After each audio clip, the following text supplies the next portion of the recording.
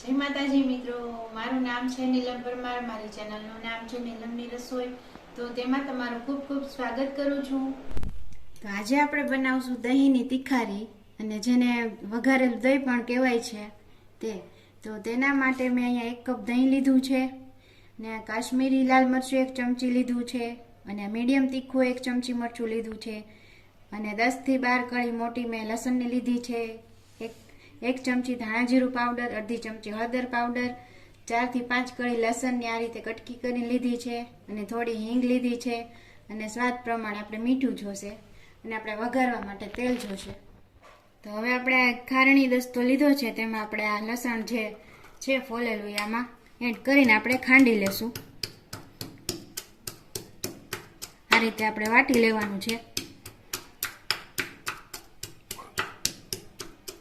અને આપણે આ જે મરચું લીધું છે એ આમાં પણ ભેળવી દેશું એને.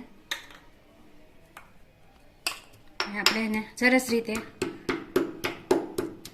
ખાંડી લેશું.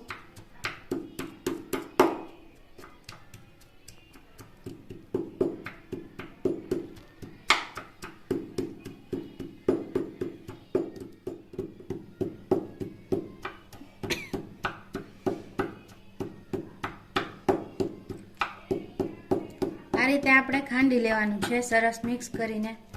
અને આપણે મિક્સચરમાં પણ આપણે વાટી શકીએ, પણ આ રીતે ખાંડીને આપણે કરીએ ને તો એનો સ્વાદ સરસ આવે છે.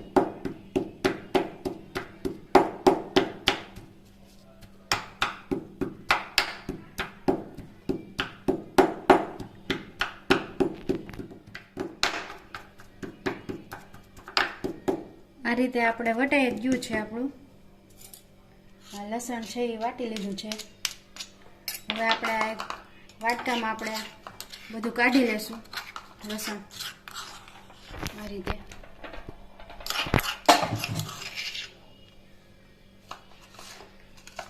રીતે આપણે વાટી લીધું છે લસણ. હવે આપણે એનો વઘાર કરશું. તો તેના માટે મેં કાંઈ લોહી લીધું છે. ગેસની ફ્લેમ ચાલુ કરી ને આપણે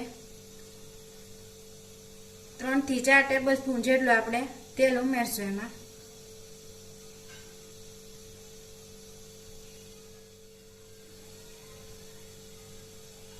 તેલ થોડું ગરમ થાય એટલે આપણે હિંગ નાખી દઈશું તેમાં.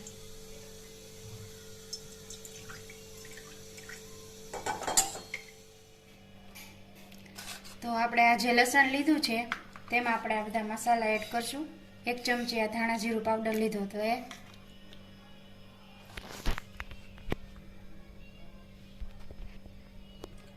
હળદર પાવડર અડધી ચમચી લીધી હતી એ, સ્વાદ પ્રમાણે મીઠું.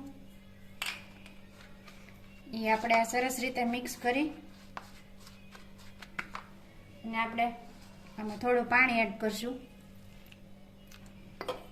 એટલે આપણા મસાલા તેલમાં બળી ન જાય ને તેના માટે. ને સારી રીતે આને મિક્સ કરી લેશું.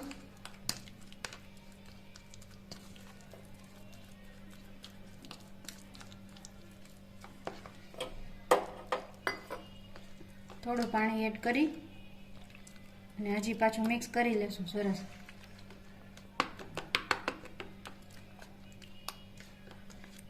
હવે આપણે મિક્સ કરી લીધું છે ને આપણું તેલ ગરમ થઈ ગયું છે, જોઈ લઈએ આપણે.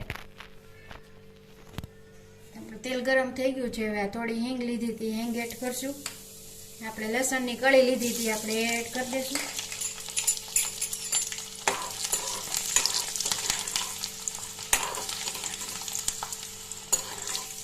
થોડી સતળાઈ જાય એટલે આપણે મસાલો તૈયાર કરેલો છે એ આપણે એડ કરી દઈશું એમાં.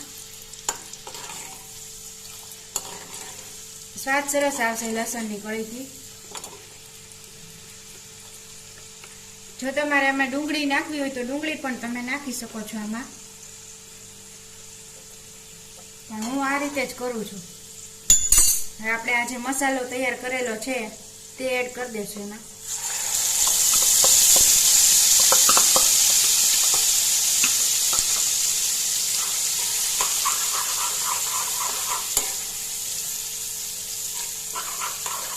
આને ચડવા દેશું સારી રીતે.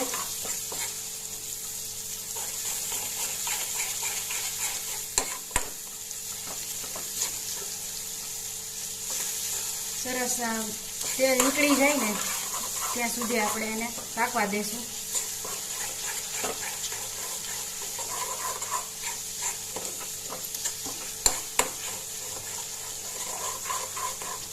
જો તમારે આમાં લીલું લસણ નાખવું હોય ને તો પણ તમે આમાં નાખી શકો. અત્યારે હજી સીઝન નથી બહુ એટલે અત્યારે ન આવતું હતું લીલું લસણ.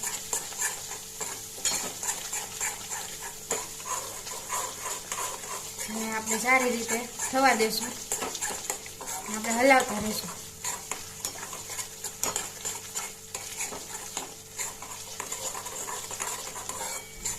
આને તમે ભાખરી સાથે કે રોટલા સાથે પણ તમે ખાઈ શકો છો.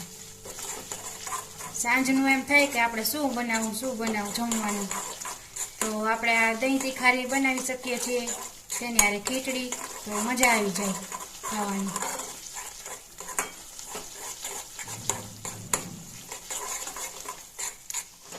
તો આપણે આ મસાલો સરસ રીતે થઈ ગયો છે તૈયાર. સરસ ફ્લેવર પણ આવવા માંડી છે. હવે આપણે આ ગેસની ફ્લેમ બંધ કરી પછી આપણે દહીં ઉમેરશું એમાં. નહીંતર આપણે પતલું થઈ જશે દહીં બહુ પાણી જેવું. આપણે ચલાવતું રહેવાનું છે હજી થોડી વાર.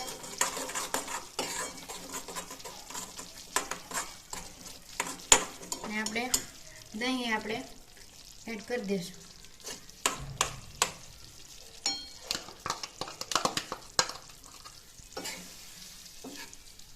અને એકદમ આપણે નથી હલાવી નાખવાનું, ધીમે ધીમે હલાવી નાખશું. અને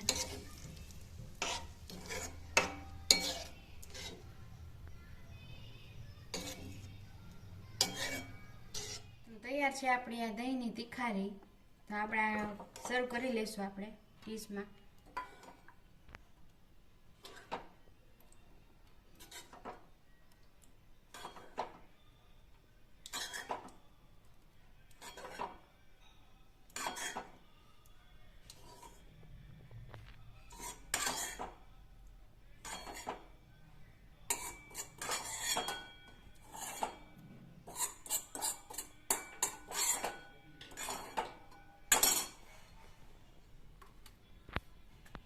હવે આપણે થોડા લીલા ધાણામાં એડ કરી દઈશું.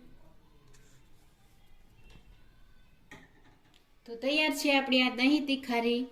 તો જો તમને આ રેસીપી પસંદ આવી હોય તો વિડીયોને લાઈક કરજો, શેર કરજો અને મારી ચેનલને સબસ્ક્રાઈબ કરજો. અને બેલ આઇકન દબાવવાનું ના ભૂલતા. અને કમેન્ટ કરીને જરૂર કહેજો કે તમને કેવી લાગી આ રેસીપી. જય માતાજી.